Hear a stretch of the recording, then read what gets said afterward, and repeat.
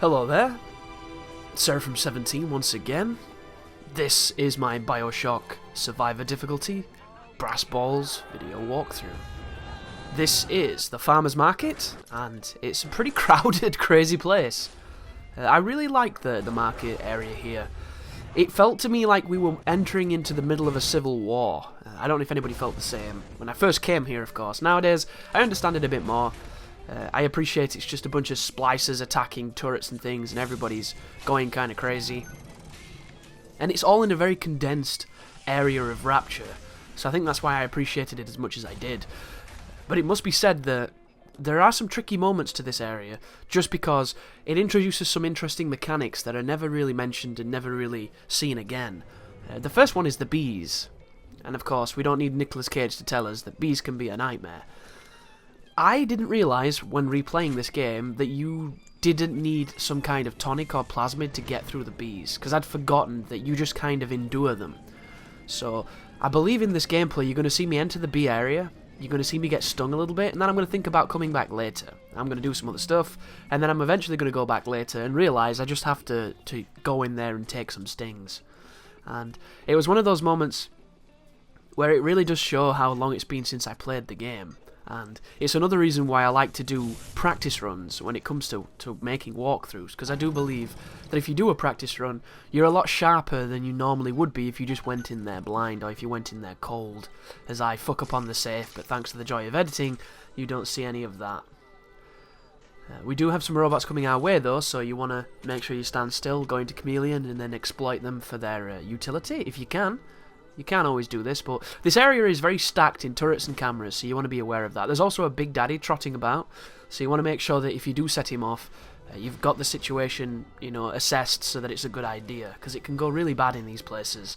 And the easiest way to die in Bioshock is to set off a Big Daddy and then have a Spicer spawn on you. Because it's just how it works. There are moments when you're fighting the Big Daddy and he puts you down at one touch, and then a Leadhead will shoot you and you're done.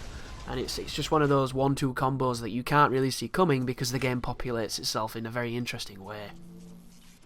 And I haven't watched any speedruns for this game, so I don't know any of the more advanced ways the game works, because one of the cool things about watching speedruns, I believe, is that these people play this game so much they come across a lot of things that you just don't get unless you put the time in. And they can give you a lot of great knowledge, so if you've never really understood why people watch speedruns, not only is it very impressive to show that kind of skill and dedication to one game, but you can come away from it learning things you never realised, and I love learning things in games. It's probably my favourite aspect of them. But we do have a Rosie here who's going to town against a Houdini Splicer, and the Houdini Splicer's not doing too bad, but do you see the aimbot that dude has? Before the Splicer has even materialised to his teleportation area, that Rosie was already boomer turning and shooting him. You see that? She already had a bead on him before he was visible, because that's just how powerful they are when you crank up those variables. We have some explosive propane tanks, so of course I'm going to chuck them at her. And it's going to do really good damage, but I take a big hit just then. So you want to at least have some life on that bar.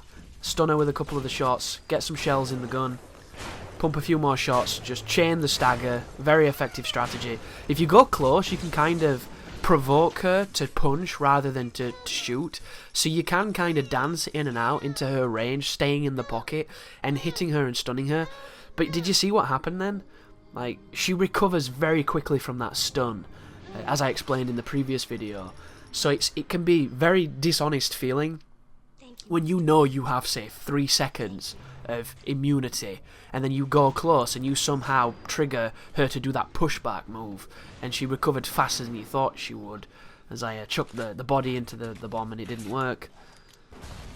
Because there's nothing worse too than when you fight a Big Daddy and you have a really epic fight and you've got no life and you're like, whew, just did that, and then you walk around a corner and get blown up by a grenade that got left in the middle of the melee that you were in. That's beyond frustrating, but it does happen.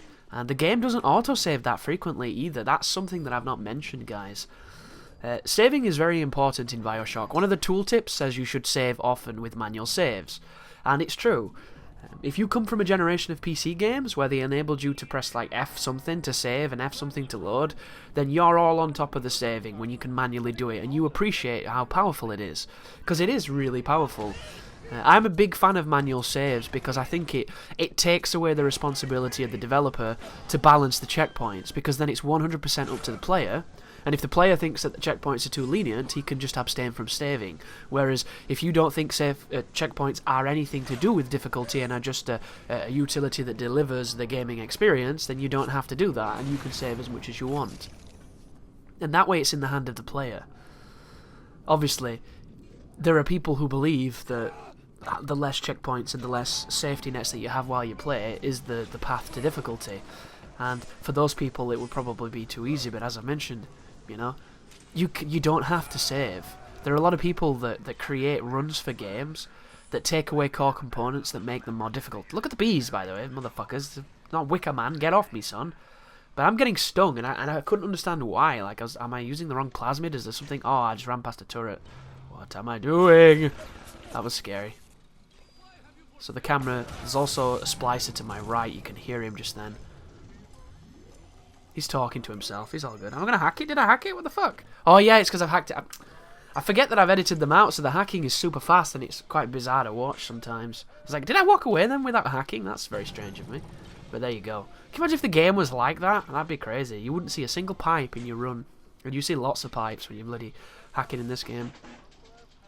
Am I going to do the auto hack? I am. So we have $256.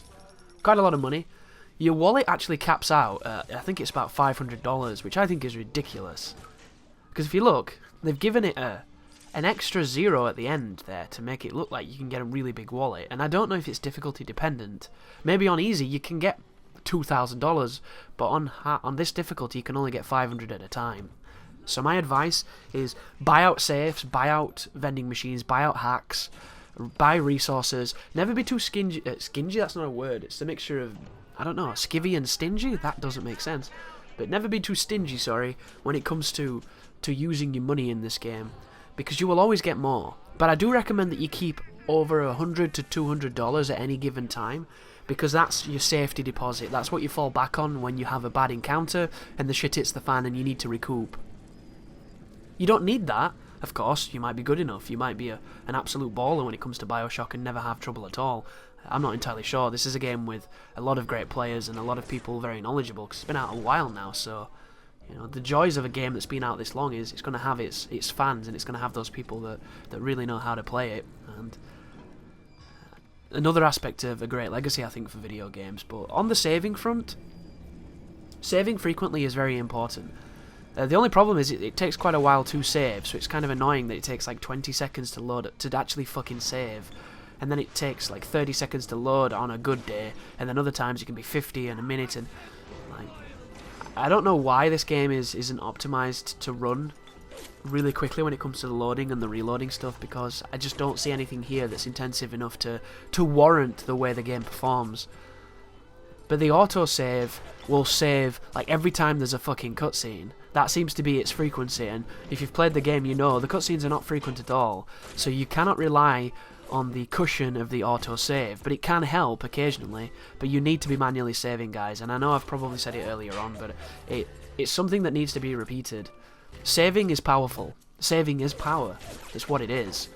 You could go through this entire game probably without taking damage if you saved a lot, and you redid every single situation until you got that one lucky run where you didn't get scraped. And you could do that to save resources, to save inventory items, to save everything, if you want to. You know, you don't have to, and a lot of people will never do anything like that, but if you want to get those kind of perfect runs, as if you were doing something like a segmented speed run, then that's the type of deal that you would do. I reset many times on my run to record this, because I would be fighting a big daddy, or I would be fighting a group of enemies, and it just didn't go the way I wanted it. It got a little out of hand, and I just felt that it was an ugly fight. So I reloaded a ton of times for that purpose, and it's not because I didn't want ugly fights to be in the guide, because there's plenty of them. It's just that there are certain encounters where you get the opportunity to use the environment, or use some kind of multi-killing mechanic, and if you fuck it up, you just feel like you've not done it right. So I like to generally go back on things like that, but it happens with every game I play. I like stuff to go smooth if I can make it, because the whole point of being the person, you know, commanding the character is that you can get to that victory with the least amount of struggle. That's the goal, isn't it? And it's always my goal anyway to try and, you know, get business done, as I like to call it. And speaking of business, we are now approximately a few days away from Gears of War 4, which is very exciting. Not so excited in the grand scheme that I might be able to get it a little bit early if I drop some money, but I'm not pleased about this at all. Because I'm quite tight when it comes to money, and I don't like funding practices I do not agree with on both principle and just in their very nature. And if you don't know, guys, you can get the Ultimate Edition of Gears of War, which is the game, a bunch of like pre-order bullshit, skins that nobody gives a fuck about. Who the hell wants to play as Zombie Dom? I hated Dom. Dom was great in the first game. In the second game, he was a nightmare. An absolute nightmare. A moaning, whining, bitching, boring, thick-necked dude. That's all he was. I was so glad to see him die, because he got to the point when he's just like, Dom again. Like, come on, dude. This character arc has no peaks, no valleys. It's just you being mopey, you damn bitch. Never liked that Dom got the reverence he did. First game he was fun. Second game just miserable. Third game dead, thankfully. But I don't want to play as Zombie Dom, you know? I don't want to pay for Zombie Dom. This is not something that I get excited about. Now, if it was Marcus and Dom in Hawaiian shirts, wearing shorts and maybe like Crocs or sandals or something, and there was a volleyball minigame, then I would be excited. Because we all know in the spare time when there was no Locust or anything, those guys definitely did that. You know, like Top Gun. But to pay money for it feels kind of ridiculous to me. And then you get the Season Pass, and you might be thinking, well, the Season Pass might be pretty good. No, Season Passes are not good at all. They're never good. They've never been good. Like, we've bought a lie, and we're being sold a lie, and we're believing the lie, and it's a lie that repeats. It repeats on you like your dinner. And it's ridiculous. It's just bile and burps, and it's... Oh, there's a little trap here, by the way. You get two lead heads shooting into this zone. So you can snipe them, or fire grenades, or do whatever you want to do. You've got quite a few tools at this point, so have fun with it, but be careful, because lead heads can be a nightmare. I'm using grenade launcher, which is a nice choice. I've got plenty of grenades. I can also use the trap bolts, try and hit them with one of these. If you hit them with that, it can do some great damage, but every so often, they do nothing. I don't know what that's about. On Atlas, I was doing massive damage. Oh, spoiler alert. Sorry, boys. This game's been out ages, you know. But on the final boss, as I keep trying to say, I was using the trap bolts, and there were times when it would do massive damage, and there were times when it would do no damage, and it was hitting him the same. So there's some kind of detection on it, I think. Something to practice, maybe, or just a bit of RNG. But the Season Pass is something that I really disagree with in gaming, because it should make all the DLCs cheaper, but then it should also make all the DLCs worth buying, and they rarely are. A lot of games will have one decent DLC, and I stretch the term decent, and then everything else is just filler bullshit that nobody wanted, that's just lazy and easy, and they got a lot of money out of people expecting better. And that kind of seems to be what Season Passes are all about. They are this inevitable hopefulness, and then this dreaded, just abysmal disappointment on the realization of what is. And I find that to be very exploitative and sad. And it's unfortunately the way that it is, and everybody seems to fucking accept it, because everybody bitches and complains and says it's bad, but then some motherfuckers are buying them, aren't they? You know, I bought the Arkham Knight one. Hated the fact I bought that. But at least I can say it had two rather lengthy pieces of story DLC and a bunch of those tiny story DLC bits, which I think were really fun. But was there as many of those as there were driving missions as that fucking car? No. There was a million of the car things, and colours for the car, and outfits for the car, and ridiculous car bullshit that I didn't want. But at least there was something in there that made me feel like I didn't completely waste my money. Whereas Gears is literally 26 maps released 2 a month for the next year. Or something bullshit like that. And don't get me wrong, I like Gears multiplayer. I used to like Gears multiplayer a lot, and I'm hoping I get back into this one, and I'm like, wow, I've missed this. I'm going to play a lot of this, and get the subscribers in, get my friends in, and have a good time, and play it for the next year or two. But I don't know if I'm going to, and a lot of the Gears maps that came via DLC weren't very good. Like, the original maps for Gears were really nice. They had a great balance to them, a great flow. There was a couple of dull, bad ones, but for the most, there was a consistency to them. And then when the DLC stuff comes out, there was no consistency. There's ones that were great, there was ones that were appalling. They were all over the shop. And I'm just not stoked for the notion of paying like $30 to $40 for fucking 26 maps I might never want to play. Because there could be some, you know, really, really bad ones. And then you've got the game itself. Like, I don't mind paying $50, $60 for a game. That's not a problem. But $99 for a game? That is a problem. That's wounding my heart right now. And my strategy is kind of simple. I'm watching this website that I go to get games a little bit earlier from. It's a place near me in Doncaster. They have a site. And I'm praying that they get it early. I really am. Because if I do, I'll only have to pay £5 extra rather than 50 quid extra. And that's a lot. Like, I'm really hoping that he gets it in. But this dude has not been coming through at all for me. And I'm not saying like it's just for me and it's not his fault. But when I was talking to this guy, he was mentioning how he once got a game like 4 months early. Some random weird game that no fucker would want. But still, that early is ridiculous. You know, you get a game a week early, then you're at a massive advantage when it comes to what you have to do with it and the videos that you make and things. It's a great asset for hopefully getting found in the search engine. So, a couple of days early is great as well, but like we got, what was it? I think it was Metal Gear Solid 5. Like 4 or 5 days early. It was wonderful. You know, and I haven't had anything that's been that early in ages, like Borderlands. The original Borderlands, I think we got that a week and a half early. That was wonderful, but of course I wasn't making videos then, so it wasn't beneficial financially, it was just awesome to play.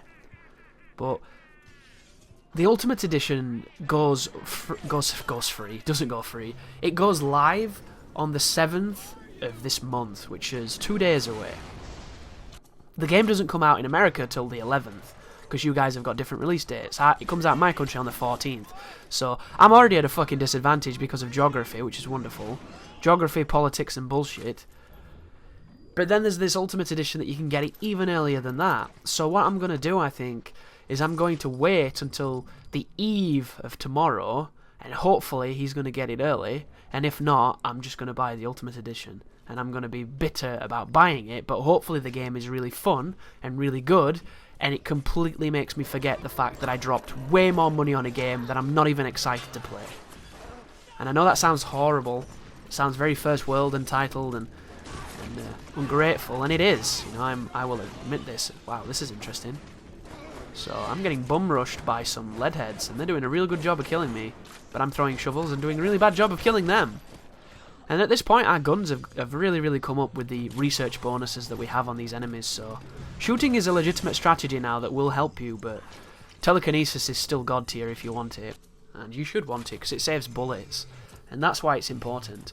It doesn't take off as much EVE as the other plasmids, does insane damage, and saves ammunition. It's a really, really cool tool, guys, and I hope you experiment with it.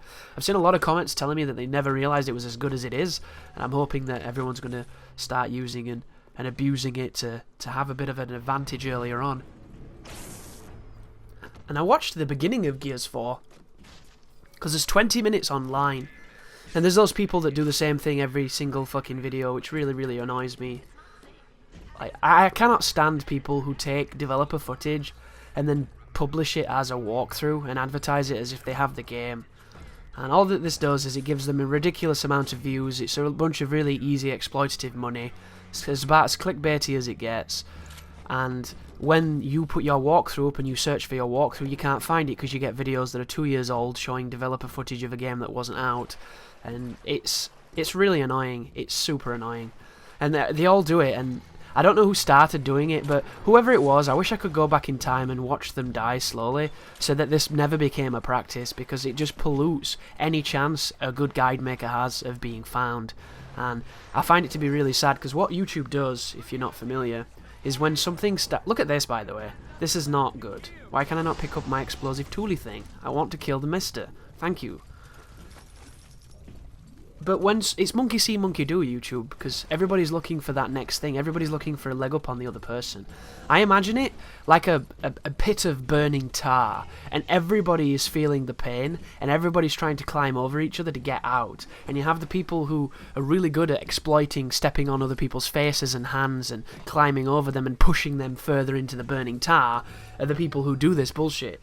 And one person started doing it.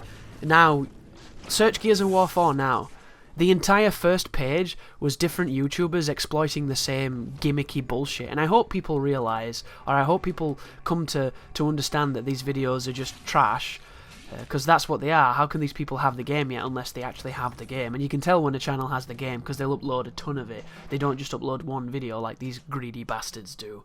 So I was trying to find some of it the other day, and I stumbled across all these videos, walkthrough part 1, walkthrough gameplay part 1, and it's people playing E3 demos on stage and shit, and I just find it to be so disgusting, and it makes me really ashamed of what I do at times, just because there are people that do it in such just an egregious way that I think is...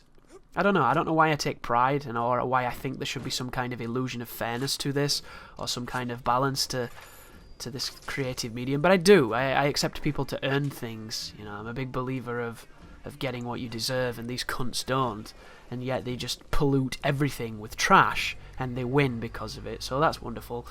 But I was watching the first 20 minutes of the Gears of War, and I got kind of excited. It was nice. You know, I can't even remember Judgment. I couldn't tell you what I did on Judgment because I beat the campaign twice and I never touched it. Never did any of the multiplayer. Never did any of the weird overrun mode or any of that. Never touched it. None of my friends were interested. The game took out the fucking active reload, guys, in the multiplayer, so that all the casuals could have the same advantage as the good players. It's like, I'm sorry, no. This is not how this works. You do not press a button to throw grenades in Gears. That's not how Gears works. Grenades are a choice. They're a risk. That's why they're fair. Like, so I never touched that game, and I can't even remember it. And I had fun with it, and I think it's a fine game, but I just can't remember it, and I'm not that interested at all. I've been playing Gears of War 3 a little bit, and, you know, that's a fine game. Showing a bit of its age, which I think is quite interesting, because it is quite old. This is me going back, by the way, guys. I'm going back to the bees, because I couldn't quite figure out where they were, so I put a transition just there to trim me out looking everywhere. And the beginning of that game, I think, shows a lot of interesting stuff. It shows the Pendulum Wars, where you get to play as a Carmine, which I thought was fun. It shows different stages of the history of Sarah, which I think is cool. And then it introduces to this politician lady. And we were just watching gameplay of them doing some fighting and shooting. It's all standard stuff. It's pretty tutorial-y. But it just made me think of Uncharted 4, where Uncharted 4 has all these crazy things happening all the time, all these interesting situations, all these lovely environments, and now this is Microsoft's equivalent, you know. This is their proprietary stuff. It's their boys, it's their golden boys, it's their title, it's, you know, it's the thing that sold the Xbox 360 in a lot of ways. So they now have this opportunity to show what the Xbox One can do, and have a killer title for this console, which I think is incredibly underpowered, overrated, and just bad. And I say overrated in the people who like it, because there's more people who dislike it than like it, because I think everybody kind of agrees it's a piece of shit console. And that's coming from somebody that, you know, chooses it over the PlayStation 4 just because of a bunch of tertiary bullshit reasons, which is really frustrating when I get something that's not good. This sequence right now, there are 7 random vials of enzymes in here, I think. I don't know if it changes per playthrough, but if you remember all the locations, I imagine you can get them all quickly. What you want to do, though, is you want to hit that switch, set off the fumigation to happen, and then you want to go down there and pillage as much as you can. And you can hear the time limit for when the bees are going to come back out, because this awesome countdown will end. It does like a bell, I think. So stay safe, get it done, and you'll be fine. But just watching people play Gears was quite exciting, because I love those series, I really do, but it's one of those things where I kind of wanted it to stay where it was. Like, I think 3 ended in such a good place. It was such a good game. I loved the multiplayer. I thought the campaign was good. I thought Horde mode was fun. It was the perfect package for Gears for me. And I just didn't think they needed to touch it. I didn't get the answers I wanted. Nobody did. You know, why was Mira human? Like, all these fucking questions. Why did Marcus's dad know her? Like, all these things that you thought you were going to really come to fully understand. You know, all these, like in Gears 2 when they insinuated that the Locusts were created, and they had those sires which were essentially like the progenitors or the missing link between humans and Locusts. Like, all these interesting things that never really got definitives, or if they did, I've forgotten them, because they obviously didn't get the resolution that I was hoping for to make them memorable. Or maybe you had to read the fucking books. I don't want to read a fucking book to understand a game's plot. When will they realise this? And that's coming from a writer. I love books, but I don't want you to fucking ham-fist a shitty story in your game and then do the good one in the book, because then I'll buy the book and I won't buy your game, you silly bastards. Which is just crazy to me, but they do it, you know. And then people forgive this. I don't get that. But it's one of those feelings where I didn't realise how much I was going to feel when I watched it being played. And I did feel kind of good. I felt that old twinge of like, God, Gears was good. Remember Gears? Remember Chewbacca? Yeah, I love Chewbacca. You know, I was straight up member burying it. And you can't help it, because there's too many memories. You know, Gears of War was my first Xbox 360 game. I didn't even have Xbox Live. I had no intentions of getting Xbox Live. So I played Gears of War 1 for a very long time, and all I had was the offline. And I never once got bored. And that's all I played. Because that's how much I enjoyed that game and how much I was in love with it. It's one of the games that inspired me to do these videos. You know, and if I'd have had the knowledge and the technology then, I would have started with that, because it was the reason I bought the next generation consoles. So you might remember that I was really reticent to buy an Xbox One and a PS4, and I kind of wish I hadn't, because I don't feel like I've played anything that's worth these fucking consoles, except for maybe Uncharted 4, because that's a really, really special example of what they're capable of. But I was the exact same when it came to the 360 and the PS3. There was nothing on those consoles for a long time that made me want to play them. I had God of War 2. I had, you know, whatever other games I was playing at that time. I was good. I was fine. And then I saw Gears of War. But thank you very much for watching, guys, and you take care now.